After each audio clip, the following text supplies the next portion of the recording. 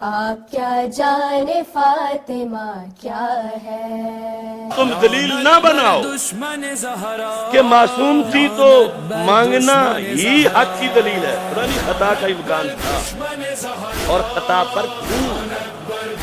جب مانگ رہی تھی خطا پر تھی. کو مختار امر کہتے ہیں. بسم اللہ الرحمن الرحیم.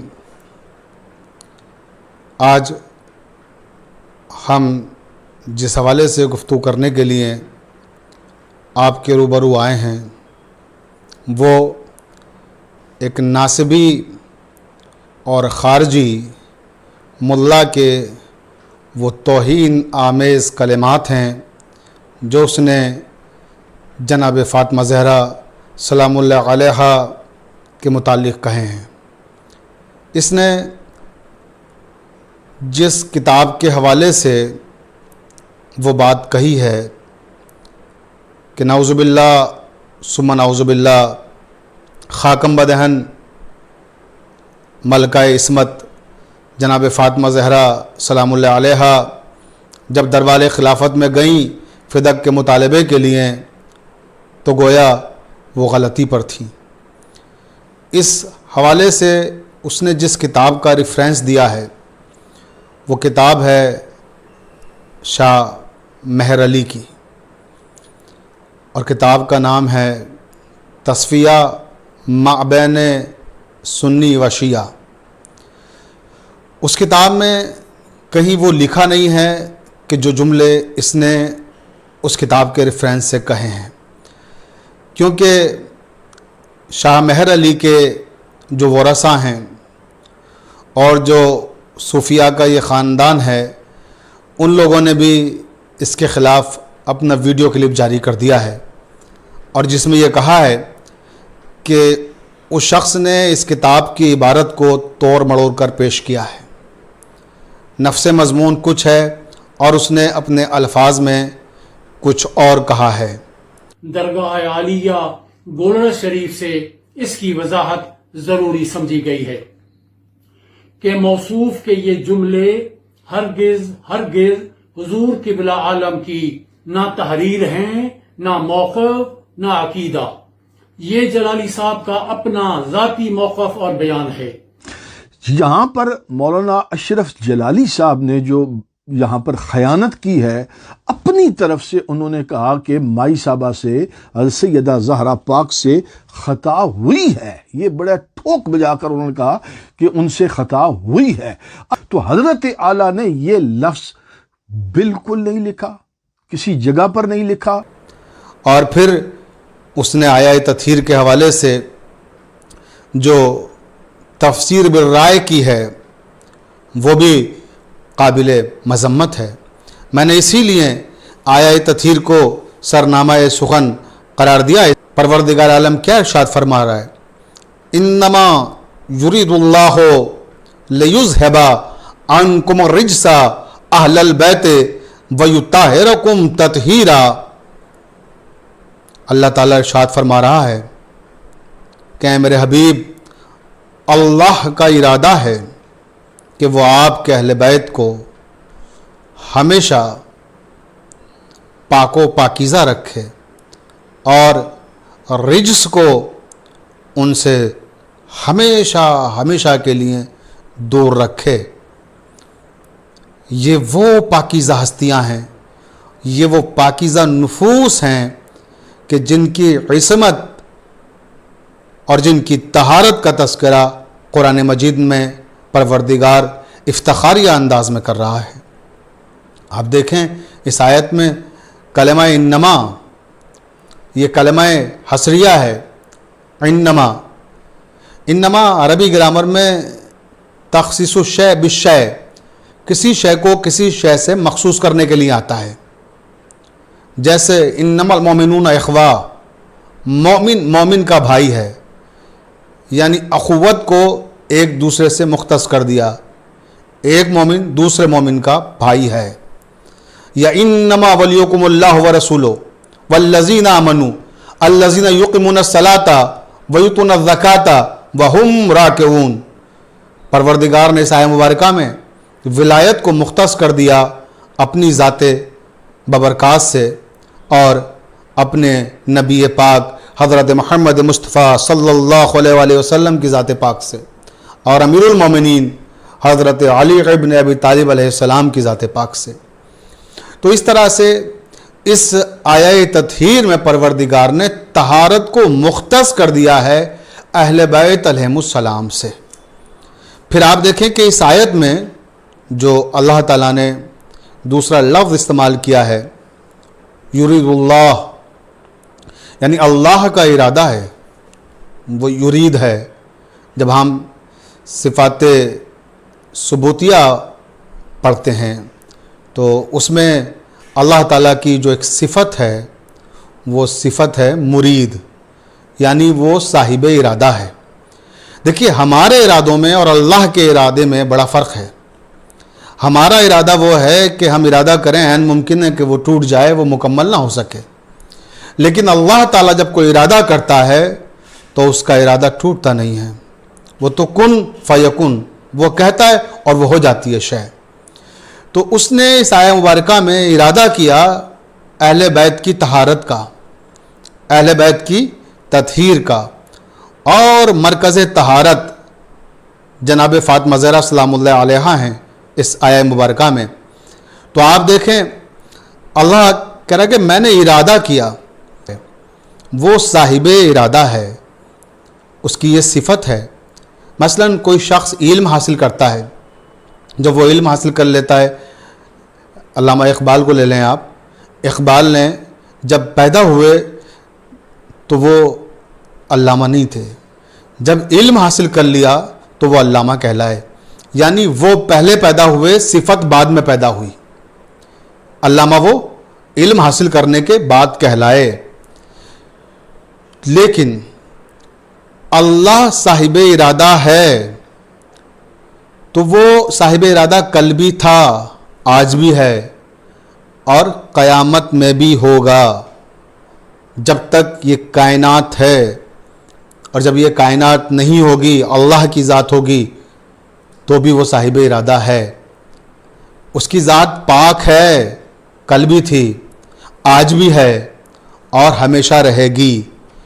اسی طرح سے اس نے اعلان کیا اہل بیت کے پاک ہونے کا، تو اہل بیت پاک تھے، پاک ہیں، اور پاک رہیں گے قیامت تک۔ اسی طرح سے جیسے پروردگار عالم نے سورہ رحمان میں کہا کہ وَالسَّمَاءَ رَفَعَهَا، اللہ نے آسمان کو بلند پیدا کیا، یعنی آسمان پیدا ہی بلند ہوا، آسمان جب بنایا تو بلند ہی تھا۔ تو اسی طرح سے اہل بیت علیہ السلام جب اس دنیا میں آئے تو پاک ہی تھے، اور پاک ہیں، اور پاک رہیں گے۔ جناب فاطمہ زہرا سلام اللہ علیہا کے تعلق سے یہاں ایک بات اور عرض کرتا چلوں کہ اللہ تعالیٰ نے قرآن مجید میں دو خواتین کی عصمت کا تذکرہ کیا، ایک جناب مریم اور ایک جناب فاطمہ زہرا۔ دونوں کے لیے الگ الگ آیتیں، الگ الگ الفاظ کا انتخاب کیا۔ آپ دیکھیے جناب مریم کے تعلق سے جب اللہ تعالیٰ نے عصمت کا اعلان کیا تو فرمایا کہ یا مریمو ان اللہ اصطفیٰ کے وطہرہ کے واصطفیٰ کے علی نساء العالمین، اے مریم ہم نے ساری کائنات کی عورتوں میں سے آپ کو منتخب کیا ہے اور پاکیزہ قرار دیا ہے۔ اسی طرح سے جب جناب فاطمہ زہرا کی عصمت کا اعلان کیا تو ان کے لیے آیہ تطہیر کا انتخاب کیا اور فرمایا انما یرید اللہ لیذھب عنکم الرجس اہل البیت ویطہرکم تطہیرا۔ اب آپ دیکھیں وہاں جس لفظ کا انتخاب کیا مریم کے لیے وہ کیا ہے؟ طہارا، یا مریم ان اللہ اصطفیٰ کے وطہرہ کے واصطفیٰ کے علی نساء العالمین، تو وہاں طہارا استعمال کیا پروردگار نے، فعل ماضی ہے، جزو مصدر ہے، اور جناب زہرا کے لیے تطہیر کا لفظ استعمال کیا۔ تطہیر کیا ہے؟ مصدر ہے۔ مصدر اور جزو مصدر میں فرق یہ ہے کہ مصدر سے تمام صیغے صادر ہوتے ہیں، جیسے ماضی، حال، مستقبل، مضارع، ظرف، مظروف، امر، نہیں، یہ سارے صیغے مصدر سے صادر ہوتے ہیں. تو مصدر ہے کل، اور طہرا جو جناب مریم کے لیے لفظ استعمال ہوا وہ ہے فعل ماضی جزو مصدر.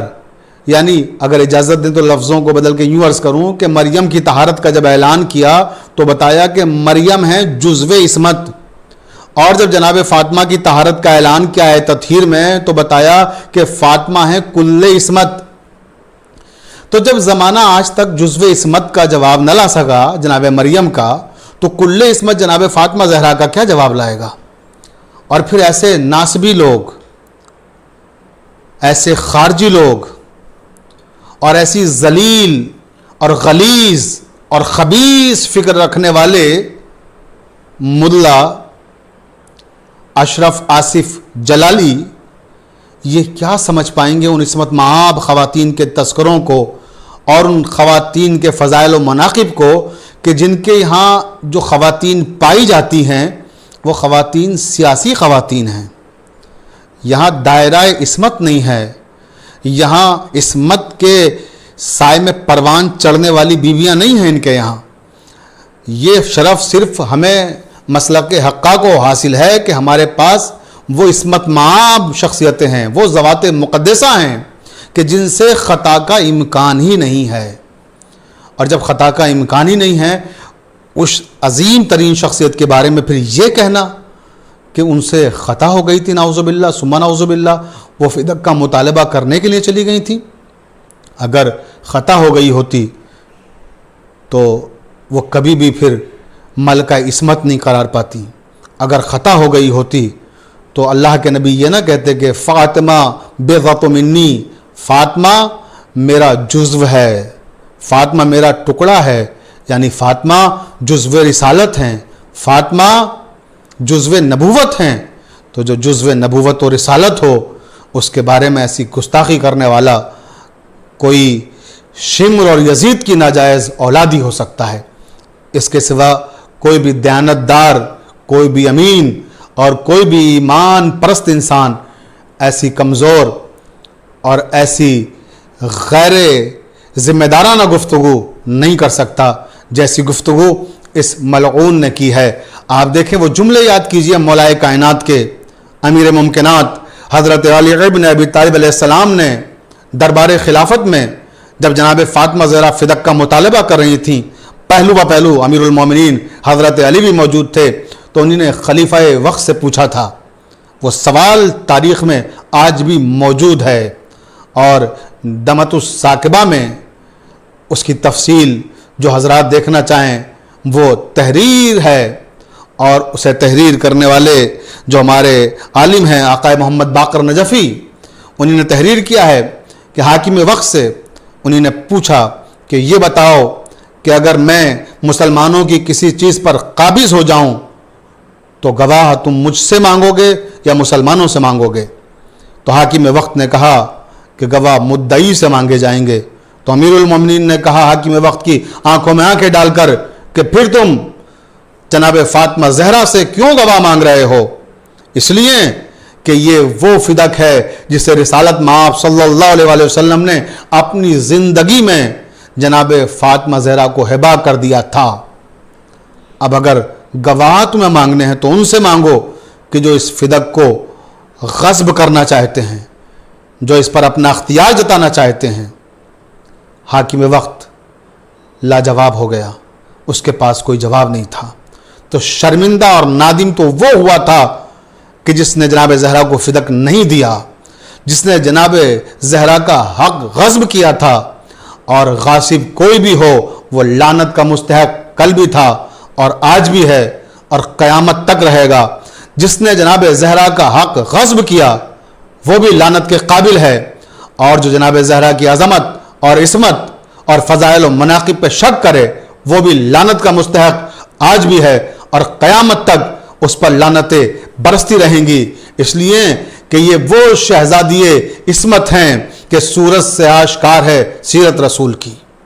سورت سے آشکار ہے سیرت رسول کی، باتیں رسول کی تو فصاحت رسول کی، میراث میں ملی ہے کرامت رسول کی، تطہیر فاطمہ ہے طہارت رسول کی، وارث نبی کے علم کی تنہا بطول تھی، پردہ نشینہ ہوتی تو یہ بھی رسول تھیں۔ کہاں یہ عظمتوں والی شہزادی، کہاں یہ ارزشوں والی شہزادی، کہاں یہ رفتوں والی شہزادی، اور کہاں ایسے خبیث اور ملعون اور ناہنجار قسم کے افراد کہ جن کا تلفظ بھی درست نہ ہو، انہیں حق کیا ہے کہ وہ جناب زہرا سلام اللہ علیہا کی عصمت اور ان کے فضائل و مناقب پر گفتگو کریں۔ ان پر گفتگو وہ کرے گا کہ جس کا حسب پاک ہو، جس کا نسب پاک ہو۔ اس ملعون نے یہ ثابت کر دیا کہ یہ صرف ناسبی نہیں ہے، یہ صرف خارجی نہیں ہے، بلکہ حسب بے ادب، نسب بے سبب، خمس خور، حق کے سادات کا چور ہے یہ۔ اور ہم ایسے چوروں پر کل بھی لعنت بھیجتے تھے اور آج بھی لعنت بھیجتے ہیں۔ وما علینا الا البلاغ۔